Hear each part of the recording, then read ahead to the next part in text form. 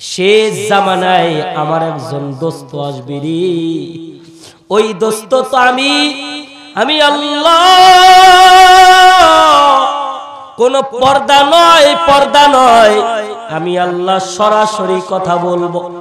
এটা শুধু নয়, আমার ওই দোস্তর যারা উম্মত হবে তাদের সাথেও সরাসরি কথা বলবো। নারায়ে তাকবীর, লিল্লাহি তাকবীর। জোরে আল্লাহু আকবার বলবেন। মুসা নবী এবার ডাক দেয়া কয়, ও গো মালিক,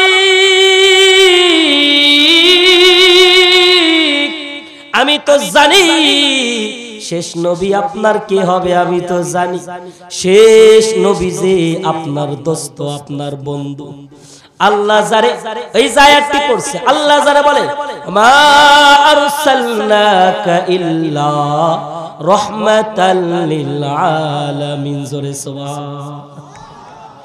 আল্লাহ বলে রহমতের নবী, আসমানের নবী, জমিনের নবী, গাছপালার নবী। নবী শুধু একজনকার নয়, নবী সকল জিনিসের নবী। সুবহানাল্লাহ। এই জন্য রে ভাই, মুসা নবী ডাক দিয়ে কয়, ও গো মালিক, কেমন উম্মতেরা কথা বলবে? বলে আমার শেষ নবীর উম্মত যারা হবে রে, এই জোরে আল্লাহু আকবার বলবেন। হুজুর আছে এক সেকেন্ড আর কথা বলে, এটা বেদবি। জোরে আল্লাহু আকবার বলবেন। মুসা নবী ডাক দিয়ে কয়, ও গো আল্লাহ, উম্মতেরা কেমন কথা বলবে? বুঝলাম আপনার দোস্ত সরাসরি কথা বলবে, উম্মতেরা কেমন কথা বলবে? বলে উম্মতেরা এই জন্যই কথা বলবে। এই গাজীপুরের এলাকার বাসীরা দিল দিয়ে এবার শুনবেন, যদি আমার কথা বুঝে থাকেন এবার বুঝতে পারবেন।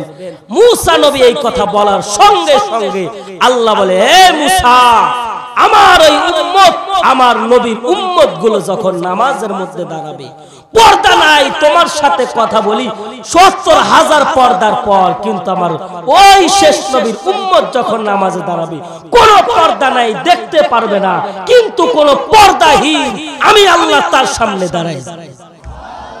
নামাজ এমন একটা জিনিস, এই এমনও হতে পারে এখানে এমনও ভাই আছে এশার নামাজ পড়ে নাই। কথা বলেন ঠিক কিনা? ফজরও পড়বে না, আছে না নাই? এই জন্য বলি ভাই, আল্লাহর সামনে যদি কিছু বলতে চাও, যদি স্বয়ং আল্লাহর সামনে দাঁড়াইতে চাও, নামাজের মধ্যে দাঁড়াও। নামাজে দাঁড়াইবা, আল্লাহর সামনে দাঁড়ায় যাইবা, আর যা চাইবা আমার রব তাই দিবি। কোন সাধারণ মালিকের সামনে দাঁড়াও নেই।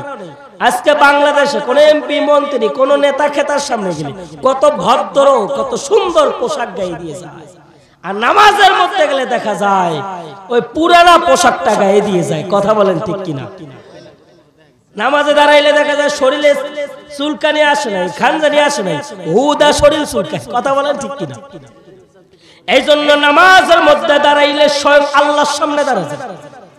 এই জন্য রে ভাই, আমার মালিক বলে এই দুনিয়ার মধ্যে একমাত্র আমার জন্য বান্দাগুলো মাথা নত করবে, আর কারো জন্য মাথা নত করবে না।